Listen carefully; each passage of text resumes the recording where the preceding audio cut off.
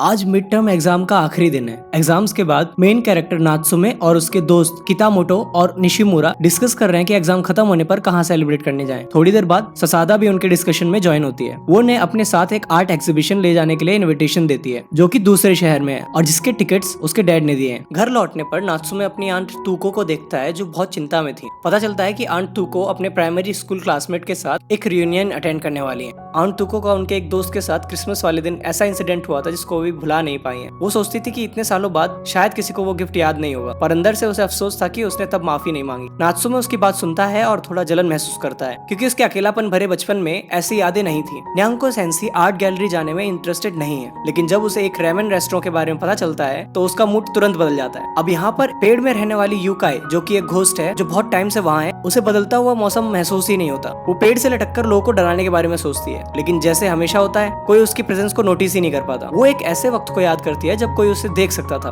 तब गर्मी का मौसम था। वो देखती है कि दो लड़के एक भूरे बालों वाले लड़के को परेशान कर रहे हैं। उन दोनों से परेशान होके उसने पेड़ पर लगे कीड़ों को उन दोनों लड़कों को डराने के लिए उनके ऊपर डाल दिया। तब उसने नोटिस करा कि चाहे सिर्फ एक पल के लिए, पर भूरे बालों वाले लड़के ने यूकाई से आंखों में आंखें मिलाई। अपने शक को कंफर्म करने के लिए यूकाई ने एक एक्सपेरिमेंट किया और उसे हैरानी हुई ये जान के कि ये लड़का सच में उसे देख सकता था। उस दिन के बाद यूकाई उस लड़के के साथ रहती थी और ये उसके लिए बहुत खुशी का वक्त था क्योंकि इतने दिनों बाद उसे कोई देख सकता था। उसने रास्ते से गुजरते हुए लोगों से सुना कि वो लड़का एक अनाथ है जो कि भूतों को देख सकता है। बहुत परेशान करने के बाद यूकाई ने पहली बार उस लड़के को बोलते हुए सुना। लड़के ने पूछा, क्या तुम हमेशा फ्री रहती हो? और उसने पूछा कि तुम मुझे परेशान क्यों करती हो? यूकाई ने जल्दी से मना किया और कहा कि वो एक्चुअली बहुत बिजी रहती है। इसके बाद लड़का चला गया। अपने अकेलेपन का दर्द महसूस करते हुए ट्रेन पर नात्सुमे को कुछ बचपन की यादें याद आई। जब से वो छोटा था उसे रिलेटिव्स के बीच रहना पड़ता था। एक पुराना कोट जो कि उसके अंकल ने दिया वो उसके लिए खजाने जैसा था क्योंकि उसके पास अपने कुछ ज्यादा कपड़े थे ही नहीं। पेड़ में रहने वाली यूकाई को इस बात का अफसोस था कि उसने वो बात पूरी नहीं की,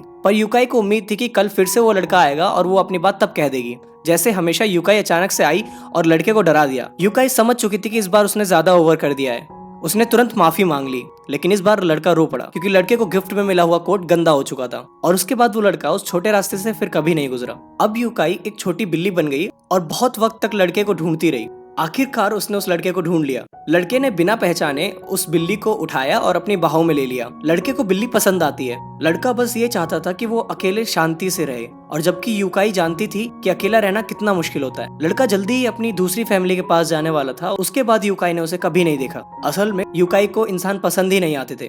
इस बार उसने पत्ते हिलाए और लड़के को डरा दिया जिससे लड़का गिर गया। बिल्ली को देख के लड़का गुस्से में एक पत्थर उठाता है और उसकी तरफ फेंकता है। यूकाई अब और कुछ सोचना नहीं चाहती थी।